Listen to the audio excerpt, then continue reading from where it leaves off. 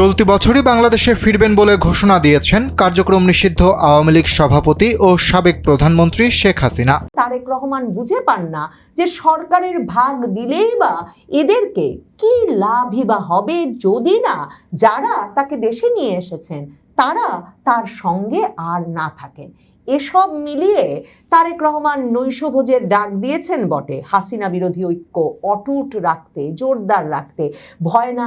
নাই আমরা আছি লাখো ভাই, এরকম একটা অনুভব তৈরি করতে। কিন্তু তিনি জানেন যে শেষ পর্যন্ত শেখ হাসিনা ঢাকায় এসে নামলে এদের কারো পক্ষে, এসব নেতা দল বা শরিকদের পক্ষে সেই রাজনৈতিক জোয়ার ঠেকিয়ে দেওয়া কিছুতেই সম্ভব হবে না। তারেক রহমান যখন বিপদে ছিলেন, মানে কবে দেশে ফিরতে পারবেন, আদৌ ফিরতে পারবেন কিনা, বিএনপির নেতৃত্ব নিতে পারবেন কিনা, দেশের নেতৃত্ব তো অনেক পরের কথা,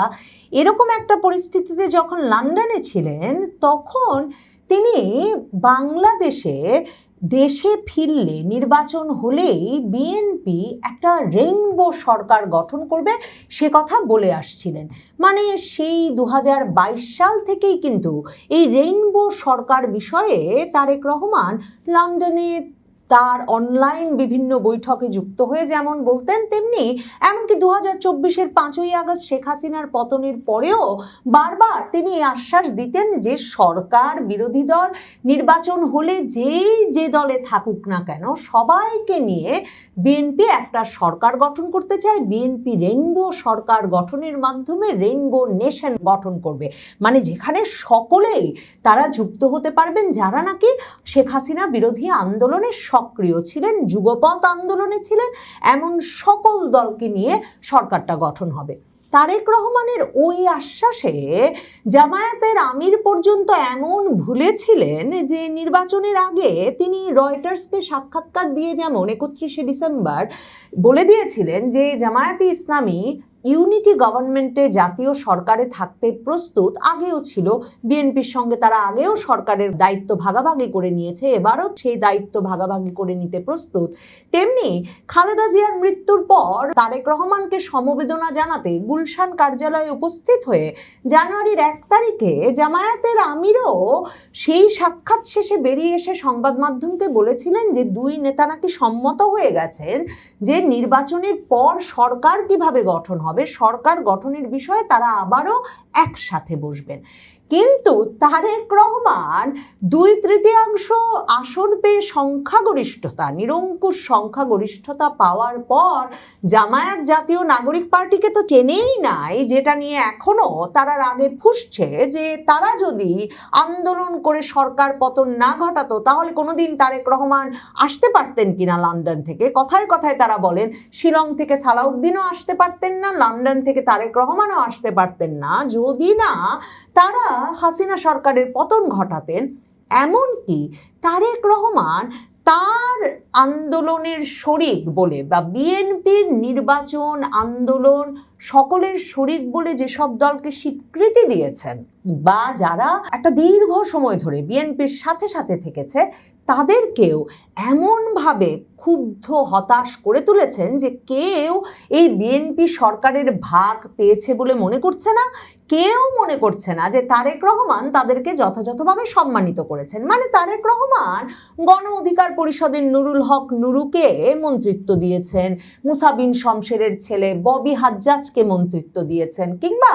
জোনায়েদ সাকিকে মন্ত্রিত্ব দিয়েছেন বটে, কিন্তু এগুলো সবই ঘটেছে এক রকমের তার একটা ব্যক্তিগত লন্ডন জীবনের সম্পর্ক থেকে। নুরুল হক নুরু যেমন সব সময় বলেন যে তারেক রহমান বাংলাদেশে শেখ হাসিনা বিরোধী আন্দোলনের যে কোনো কিছু নির্দেশনা সাধারণত তার মাধ্যমে দিতেন, এমনকি টকশোতে উপস্থিত হয়ে তো এই কথাও বলেছেন যে তারেক রহমান তার হাতে টাকা পয়সা তুলে দিতে বিএনপির বিভিন্ন নেতৃবৃন্দকে একরকমের সমন্বয়ও করতে বলতেন। কাজেই নুরুল হক নুরু যে তারেক রহমানের একটা বিশিষ্ট কর্মী ছিল সেই লন্ডন জীবনে, সেইটার স্বীকৃতি হিসেবে নুরুল হক নুরু মন্ত্রিত্ব পেয়েছেন। ববি হাজ্জাজও সেই লন্ডনের ঘনিষ্ঠতা, তারেক রহমানের কোনো রকম কৃতজ্ঞতার বশেই মামুনুল হককে পর্যন্ত, যাকে খালেদা জিয়া পুত্রবৎ দেখতেন। সেই হেফাজতে ইসলামের নেতা খেলাফত মজলিসের প্রধান মামুনুল হককে মোহাম্মদপুরে মনোনয়ন না দিয়ে বরং ববি হাজ্জাজকে মনোনয়ন দিয়ে মন্ত্রী বানিয়েছেন তারেক রহমান। আর জোনায়েদ সাকি কতটা সক্রিয় ছিলেন 2024-এর 5ই আগস্টের সময়, যে সে সময় তাকে রীতিমতো ওই যে সেনাপ্রধান যখন জামায়াতের আমির মির্জা ফখরুল ইসলাম আলমগীর, জাতীয় পার্টির জিএম কাদের সহ সকল নেতৃবৃন্দকে শেখ হাসিনার পতনের পর সরকার গঠনের বৈঠকে বঙ্গভবন নিয়ে গেলেন, তখন জোনায়েদ সাকিকে দেখা গেল যে তিনি সেই জায়গায় রীতিমতো একটা মুখ্য ভূমিকা পালন করছেন। কাজেই এই সব মিলিয়ে যে সরকারটা তারেক রহমান নির্বাচনের পরে গঠন করেছেন, শরিকরা মোটেও মনে করছে না এটা শরিকদের জন্য গঠিত হয়েছে, সকলেই বুঝতে পারছেন, এমনকি বিএনপির সিনিয়র নেতারা যারা সরকারে ঠাঁই পান নাই, গয়েশ্বর চন্দ্র রায়, রুহুল কবির রিজভী আহমেদ, কিংবা মির্জা আব্বাস, কিংবা হাবিবুন নবী খান সোহেল, কিংবা সৈয়দ মোয়াজ্জেম হোসেন আলালের মতো নেতা যারা শত শত মামলা মুখোমুখি হয়েছেন আওয়ামী লীগ আমলে, তারা যখন কোনো রকম কোনো স্বীকৃতি পান নাই, সরকারে ঠাঁই পান নাই, তখন এমনকি বিএনপির ভেতরেও এটাকে তারেক রহমান সরকার হিসেবে দেখা হচ্ছে, বিএনপি সরকার হিসেবে দেখা হচ্ছে না। তারেক রহমানের লন্ডন জীবনে যারা তারেক রহমানের বিশ্বস্ত, ঘনিষ্ঠ এবং তারেক রহমান যাদেরকে দিয়ে দল চালাতে পেরেছেন বলে ভেবেছেন, যাদেরকে দিয়ে কাজ চালাতে পেরেছেন বলে ভেবেছেন, যারা ঢাকায় তার চোখ এবং কান হিসেবে কাজ করেছেন, শুধুমাত্র তাদেরকে নিয়েই তিনি একটা সরকার গঠন করে ফেলেছেন বলে বিএনপির সিনিয়র নেতারা থেকে শুরু করে একেবারে শরিক দলের সকল নেতারা ভাবছেন। ওই যে মাহমুদুর রহমান মান্না, তিনি তো প্রায় 1 দশক থাকলেন বিএনপির পিছে পিছে, কিন্তু শেষ পর্যন্ত নির্বাচনে তিনি সুযোগ পেলেন না বিএনপির ধানের শীষ নিয়ে নির্বাচন করবার, এবং এই অবস্থায় তাকে নির্বাচন থেকে সরে দাঁড়াতে হলো। মাহমুদুর রহমান মান্না এই যে বিএনপিতে চলে গেলেন একটা একক অবস্থান ছেড়ে, সেই জায়গাটি থেকেও বিএনপি একটা সিনিয়র রাজনৈতিক নেতা হিসেবেও তাকে কিছুমাত্র গুরুত্ব দিল না। এখন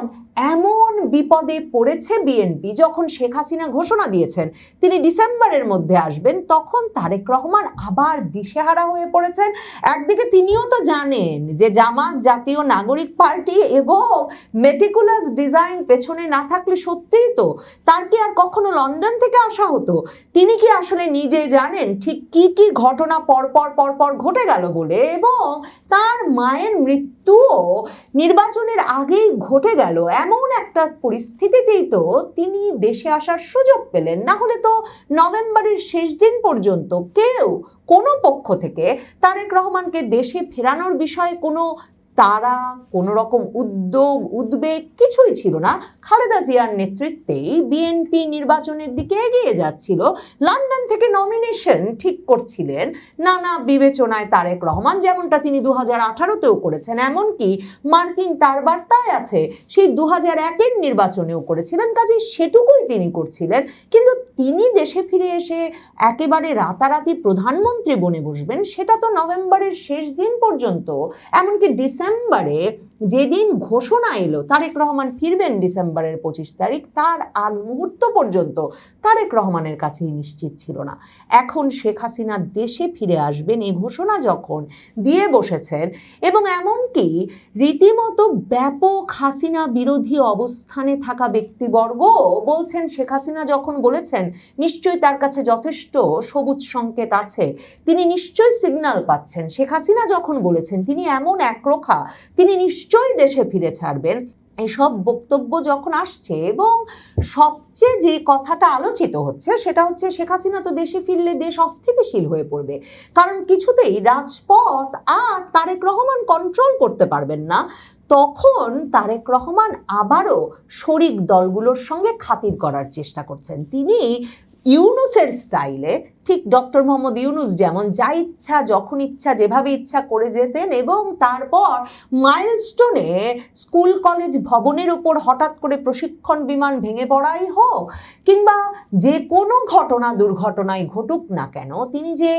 তার তফসিল আরো পেছানোর ইচ্ছা, এরকম যে কোনো ঘটনা দুর্ঘটনার পরেই যে তিনি মনে করে দেখেন যমুনায় সকল রাজনৈতিক দলের নেতৃবৃন্দকে ডাকতেন, এবং তারপর সকলে মিলে কমলার জুস খেতে খেতে নানা রকম আলাপ আলোচনা করতেন, কিন্তু ফখরুল ইসলাম আলমগীর বেরিয়ে কিন্তু বলেছিলেন ইউনূস সাহেব সব শোনেন, কোনো বিষয়ে কোনো মন্তব্য করেন না। সেই ধারাটাকে গ্রহণ করে, সেই পথটাকে গ্রহণ করে তারেক রহমান এখন শরিকদের, যারা খুব ক্ষেপে আছেন, সেই শরিকদের 150 জন প্রতিনিধিকে এক নৈশভোজে দাওয়াত দিয়ে দিয়েছেন। সবাই মিলে আসুন, যমুনায় প্রধানমন্ত্রীর সাথে নৈশভোজ খান, ডিনার খান, এবং ভাবুন আপনারাও বিএনপির সঙ্গে শরিকি আছেন। কিন্তু পরিস্থিতিটা এমন, ধরেন জমিয়তে উলামায়ে ইসলামীর মতো দল, যাদেরকে 4টা আসন বিএনপি নির্বাচনে তাও ছেড়ে দিয়েছিল, কিন্তু তারা একটা আসনেও নির্বাচনে জিতে আসতে পারে নাই, কারণ তাদের কথা হচ্ছে প্রত্যেকটা আসনে বিএনপির বিদ্রোহী প্রার্থী ছিল। কাজেই ওই জমিয়তে উলামায়ে ইসলাম, যারা মনে করে কওমি মাদ্রাসাকে তারা বিএনপির পক্ষে ধরে রেখেছিল, তারা জামায়াতের ক্ষমতায় যাওয়া ঠেকাতে সবচেয়ে মুখ্য ভূমিকা পালন করেছিল, বিএনপি তাদের দেখে রাখে নাই। নাগরিক ঐক্য মাহমুদুর রহমান মান্নার, তারা বুঝতেই পারছে না এই ডিনারে তাদের যাওয়াটা ঠিক হবে কিনা, কারণ তাদের এই যে জাতীয় নেতা মাহমুদুর রহমান মান্না, তাকে পর্যন্ত বিএনপি একটা আসন ছাড় দিল না, সে কথা ভেবে তারা ভীষণভাবে অপমানিত বোধ করছে। জেএসডি রব, মানে জাসদ রব, আসম আব্দুর রবের দল, তারাও কিন্তু বিএনপির এই শরিক দলের মধ্যে আছে। তারাও এখন এই ডিনারে যেতে রাজি নয়, কারণ তারা বলছে জাসদের আসম আব্দুর রব তিনি অসুস্থ হয়ে শয্যাশায়ী মাসের পর মাস। কই, বিএনপির কোনো সিনিয়র নেতাও তো আসম আব্দুর রবকে একবার দেখতে গেল না। রবের দলেরও প্রত্যাশা ছিল তারাও 2-1টা আসন ছাড় পাবে। যেসব শরিকেরা আসন ছাড় পেয়েছিলেন তাদের মধ্যে আন্দালিব রহমান পার্থ জিতে এসেছেন, জোনায়েদ সাকি জিতে এসেছেন, নুরুল হক নুরু জিতে এসেছেন। আবার নুরুল হক নুরুর দলের রাশেদ খানের মতো অনেকেই, যেমন শাহাদাত সেলিম এলডিপির, এরকম অনেকেই তারা নিজ দল বাদ দিয়ে ধানের শীষ নিয়ে নির্বাচন করতে রীতিমতো ঢুকে পড়েছিলেন বিএনপিতে,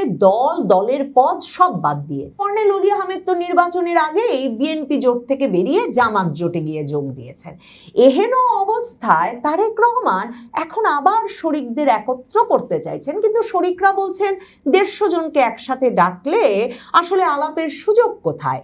এবং শরিকরা বলছেন যে তারেক রহমান খুব আমাদেরকে বলে এসেছেন, আমরা তো বলি নাই যে রেইনবো সরকার গঠন করবেন, এখন বিএনপি ছাড়া তার সরকারে আর কেউ নাই কেন, আর এসব জোনায়েদ সাকি, নুরুল হক নুরু, ববি হাজ্জাজকে নিলেই কি সেটা একটা সর্বদলীয় সরকার হয় কিনা, সে প্রশ্ন তারা তুলছেন বারে বারে। কিন্তু তারেক রহমান শেখ হাসিনার ভয় কাটাতে এই শরিকদের যমুনায় ডেকেছেন বটে, কিন্তু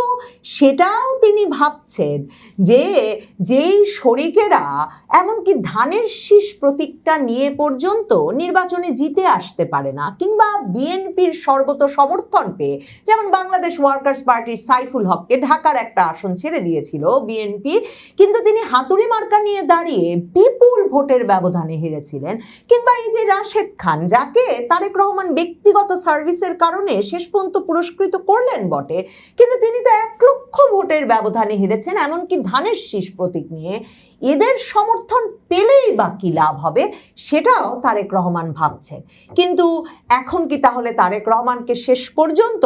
ওই যে জামায়াতে ইসলামীকেও তিনি যে আশা দিয়েছিলেন, শেষ পর্যন্ত রেইনবো সরকারের বাইরে গিয়ে জাতীয় সরকার গঠনের ডাক দিতে হবে? মানে নাহিদ ইসলাম, জামায়াতে ইসলামীর আমির ডাক্তার শফিকুর রহমান সহ সকলকে নিয়ে এসে একটা মন্ত্রিসভা সরকার গঠন করে শেষ পর্যন্ত নিরাপদ বোধ করতে হবে। আবার 2024-এর জুলাই আগস্টের আন্দোলনটায় যদি ইউনূস সাহেব না থাকতেন, যদি মার্কিন যুক্তরাষ্ট্র না থাকতো, যদি পশ্চিমের দেশগুলো না থাকতো, জাতিসংঘ ভূমিকা পালন না করত, যদি সেনাবাহিনী সেই মেটিকুলাস ডিজাইনের সক্রিয় অংশ না হতো, তাহলে কি সত্যি রাজপথে আওয়ামী লীগকে ঠেকিয়ে দেওয়া সম্ভব হতো? সেসব হিসাব করলেও তারেক রহমান বুঝে পান না যে সরকারের ভাগ দিলেই বা এদেরকে কি লাভই বা হবে, যদি না যারা তাকে দেশে নিয়ে এসেছেন তারা তার সঙ্গে আর না থাকেন। এসব মিলিয়ে তারেক রহমান নৈশভোজের ডাক দিয়েছেন বটে, হাসিনা বিরোধী ঐক্য অটুট রাখতে, জোরদার রাখতে, ভয় নাই আমরা আছি লাখো ভাই, এরকম একটা অনুভব তৈরি করতে। কিন্তু তিনি জানেন যে শেষ পর্যন্ত শেখ হাসিনা ঢাকায় এসে নামলে এদের কারো পক্ষে, এসব নেতা দল বা শরিকদের পক্ষে সেই রাজনৈতিক জোয়ার ঠেকিয়ে দেওয়া কিছুতেই সম্ভব হবে না। আর তারেক রহমান জানেন, এমনকি নুরুল হক নুরু, যাকে কিনা মার্কিন যুক্তরাষ্ট্র সপ্তাহে 2 দিন তরুণ ছাত্রনেতা হিসেবে ডাকতো 2024-এর জুলাই আগস্টের আগে, কিংবা জোনায়েদ সাকি, যিনি কিনা বাম নেতা হিসেবে বিশেষ প্রিয়পাত্র ছিলেন পশ্চিমা দূতাবাসগুলোর, এরা কেউই আর সেসব জায়গায় সেরকম সম্পর্ক ধরে রাখতে পারেন নাই। তারেক রহমান তাই অনুভব করছেন ক্রমেই তিনি কিছুটা সমর্থনহীন, একা হয়ে পড়ছেন। সে সমস্যা রেইনবো সরকার কিংবা জাতীয় সরকার গঠন করলেও এখন আর মিটবে কিনা, সেটাও তারেক রহমানকে এখন ভেবে দেখতে হচ্ছে।